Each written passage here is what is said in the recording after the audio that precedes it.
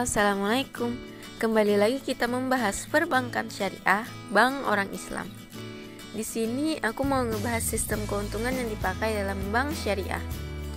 Kalau di bank konvensional biasa kita kenal istilah bunga. Sedangkan kalau di bank syariah itu kita kenal dengan istilah bagi hasil. Ya, bagi hasil. Dari sinilah bank syariah memperoleh keuntungan. Yang jadi pertanyaannya di sini, apa bedanya bagi hasil dengan bunga? Toh sama saja mengambil keuntungan. Kalaupun kita minjem uang kan bayarnya juga ada kelebihannya. Sama aja toh bunga, ujung-ujungnya juga riba. No. Yang aku mau garis bawahi di sini ya, bagi hasil itu sangat-sangat berbeda dengan bunga. Buat apa bank syariah dibangun? Kalau sistemnya sama saja dengan bank konvensional. Kalau cuma penyebutannya saja yang dirubah, buat apa susah-susah bikin bank, buat kebijakan. Dalam Islam kan kita diajarkan untuk menghindari yang namanya riba. Bahkan dosa terkecil riba sama saja dengan menzinahi ibu kandungnya sendiri. Wow, sadis banget ya. Saking gak bolehnya tuh ya, karena riba dapat merugikan orang lain. Jelas dong Islam melarang karena riba itu banyak merugikan orang lain.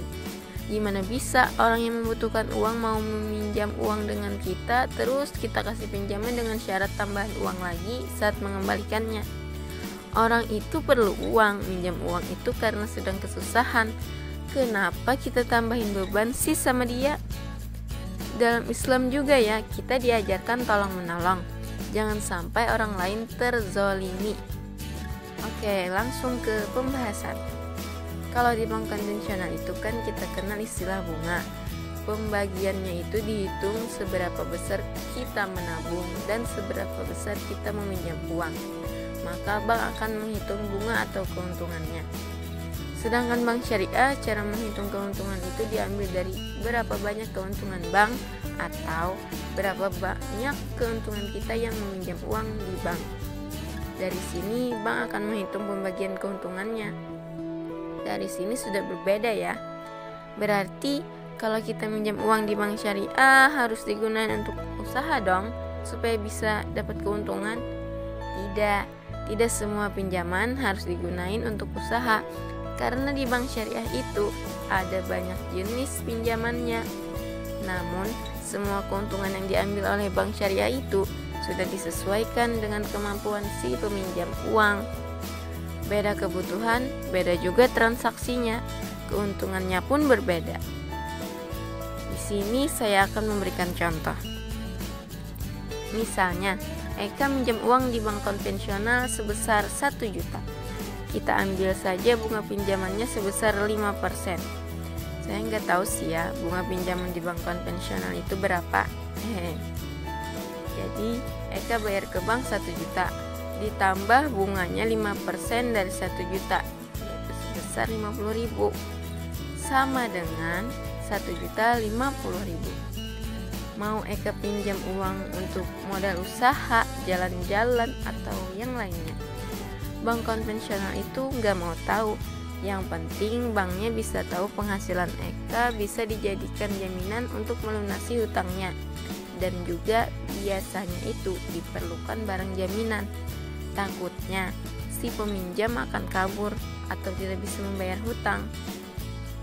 Kalaupun dipakai buat modal usaha, bank konvensional itu nggak mau tahu Eka itu usahanya untung atau rugi. Yang penting pembayaran tetap jalan. Kalau yang pernah meminjam uang di bank konvensional pasti tahu ya. Sekarang contoh di bank syariah. Eka minjam uang di bank syariah sebesar 1 juta. Bank syariah akan bertanya, buat apa uangnya? Sedikit kepo sih, tapi untuk kenyamanan bersama, agar tidak ada yang ditutup-tutupi dan terhindar dari yang namanya terzolimi. Bank syariah tidak mau keuntungan itu hanya ditanggung oleh salah satu pihak saja. Misalkan uangnya Eka gunakan untuk modal usaha. Bank syariah akan nanya lagi, usahanya apa? Jawab aja sejujurnya. Jujur kan adalah perilaku kita sebagai orang yang beriman. Eka menjawab untuk usaha jualan sendal. Biasanya bank akan meminta jaminan. Serahkan saja jaminannya. Oke, bank syariah akan meminjamkan. Bank syariah akan membuat perjanjian atau akad dengan Eka. Misalkan kita ambil 80% berbanding 20%. Jadi keuntungan dari Eka jualan sendal itu 80% untuk Eka dan 20% untuk bank syariah. Apakah sudah selesai sampai di sini? Belum. Bank syariah itu biasanya akan melakukan pengawasan atau mencari tahu kepastian usaha Eka itu memang benar-benar terwujud dan usahanya sesuai yang disebutkan.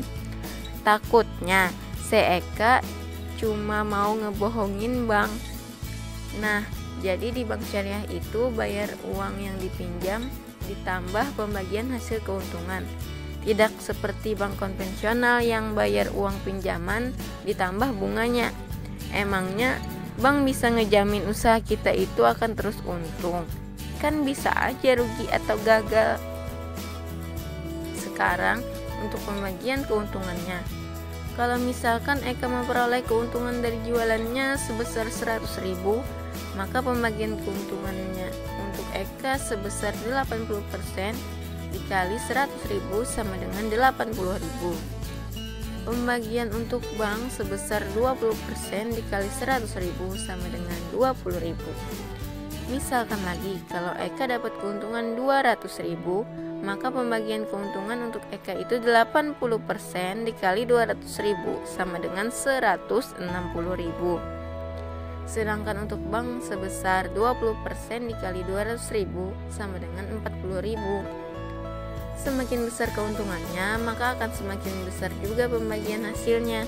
Semakin kecil keuntungannya, maka akan semakin kecil juga pembagian hasilnya. Untung sama untung, rugi sama rugi. Bagaimana kalau rugi? Kalau rugi, setidaknya kita hanya mengembalikan uang pinjamannya saja. Mau gimana lagi? Yang namanya rugi, kalau masih tetap nggak bisa bayar gimana? Terpaksa jaminannya dijual. Itu pun sesuai kesepakatan kita. Kan itu barang kita, bukan punya bank. Namun tenang, di bank syariah itu hasil penjualan barang jaminannya itu kalau lebih besar dari pinjamannya, maka uang lebihnya itu akan dikembalikan ke kita.